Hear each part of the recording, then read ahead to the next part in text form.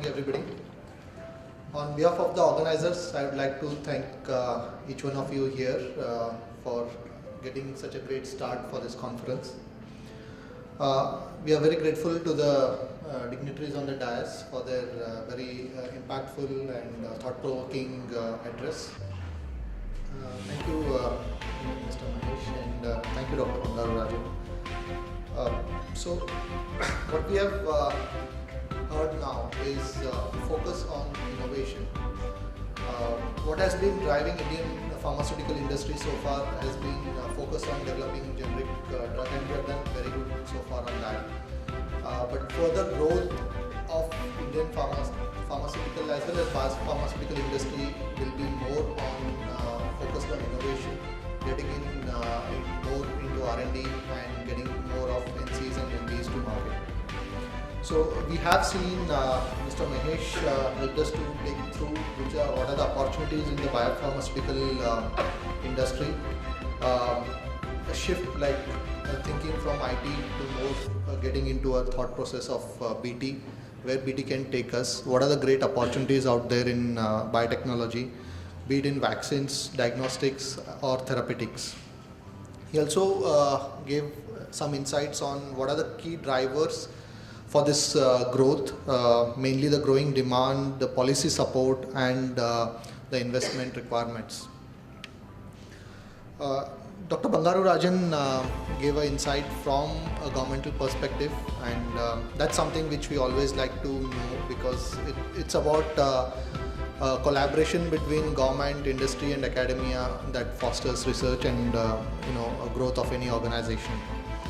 So in spite of having various ministries as part of this pharmaceutical development, and we have also seen a lot of issues which were faced by this clinical trials as well as pharmaceutical industry from 2012 onwards, this significant slowdown of clinical trials.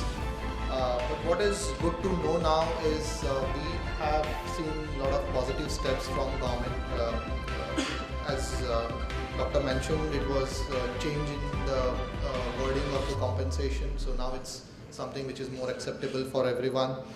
Registration of ethics committees, and I would like to really compliment CDSU office for doing such a mammoth job of around 700 EC registrations in a very short period of time, and that was done fabulously. And then inspection of ethics committees and CRO, the initiative which will instill confidence of data generated from India, and that's more important as we focus on doing more global studies in India. Also, recent step of increase in ethics committee, the subject expert committee members, and that is actually we have seen.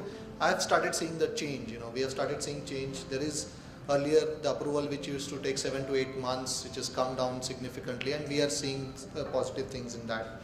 But what's very interesting for us to hear is that you want to bring it to 1 month, and that's really something which we will look forward to.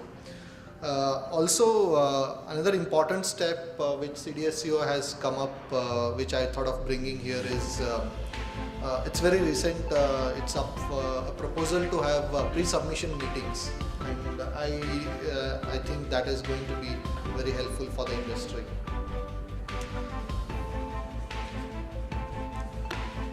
So we are also looking forward. We have this amendment for Drug and Cosmetics Act, which is going to include chapters for clinical trials and medical devices. So that's something which is going to be bringing clarity for a lot of things. So with that, I'd like to thank Dr. Harish Iyer, Chairman of Central Advisory Board, and all the board members for putting up this conference, setting the agenda for this conference. Also grateful for the audience here from industry, academia as well as government. Your presence is very important for us to make this conference a success. And before I conclude, I'd like to thank all the distinguished panelists who take on the floor from here on. Thank you.